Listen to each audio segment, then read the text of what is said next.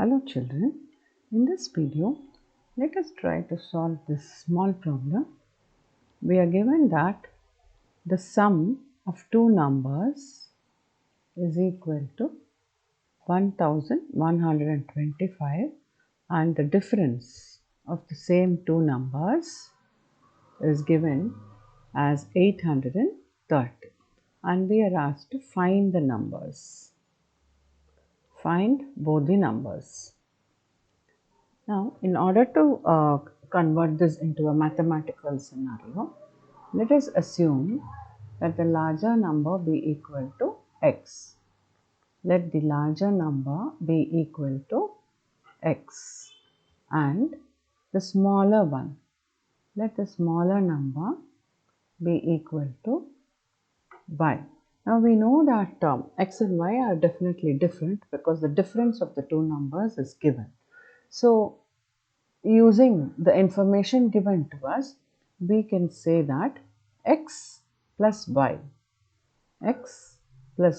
is equal to 1125 and x minus y is equal to 830. So these are the equations formed.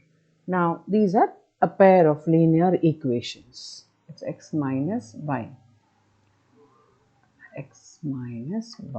Yeah, these are a pair of linear equations, and of course we have seen many problems of graphically solving these two.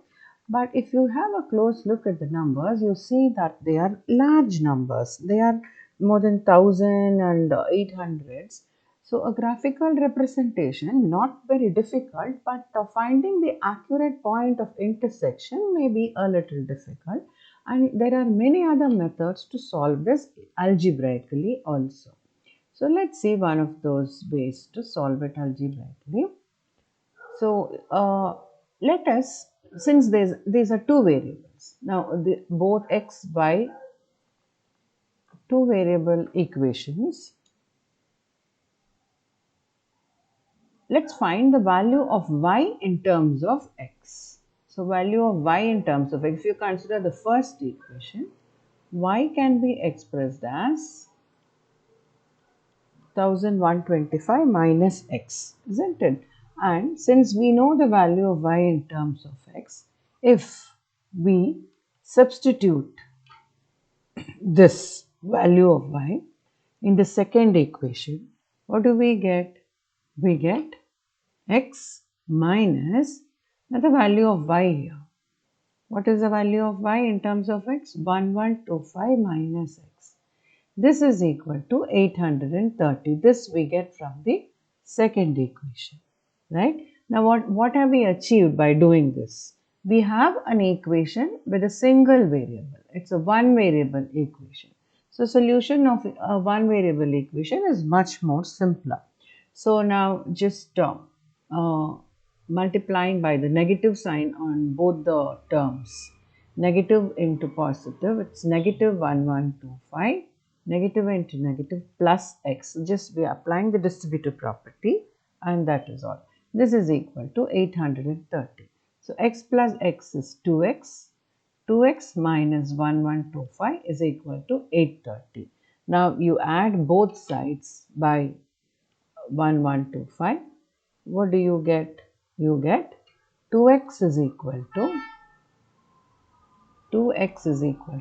830 plus 1125, which is 5, 3 plus 2, 5, 9, 8 plus 1, 9, 1955, right? So now our x would be equal to, dividing both sides by 2, you get 1955 by 2, which is 2 9s 18, 1 carry over, 2 7s 14, 207, 14.5, right? 977.5. So you found the value of x now. X is equal to 977.5. Now you can just plug in the value of x in this first equation. X plus y is equal to 1125. You will get the value of y in any equation, of course. So what is your first equation? It is x plus y is equal to 5125. Instead of x, we just replace x by 977.5, which we just found. This is equal to 1125. So your y would be equal to, which implies that y would be equal to 1125 minus 977, right? Which is, this is 0.0, 0.5. Let us subtract very carefully. 10 minus 5, 5. So this becomes 4. So 14 minus 7, 7. And here you have 11.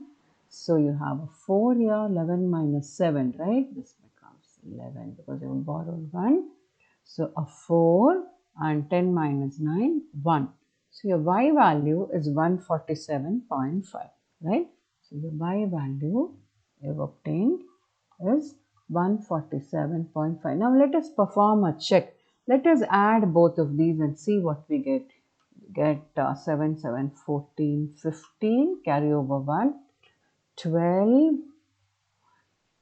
9, 10, 11, 1, 1, 2, 5. You're getting your addition is satisfying this equation, the information which has been given to us. So now we have found x and y without using any graph, without plotting points. Algebraically we have done it.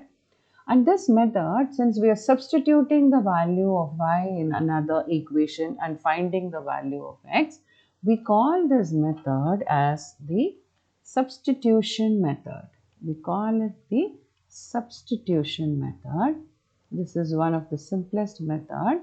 There are many more methods to solve such problems. We'll see one by one in our other videos. I hope you understood. Thank you.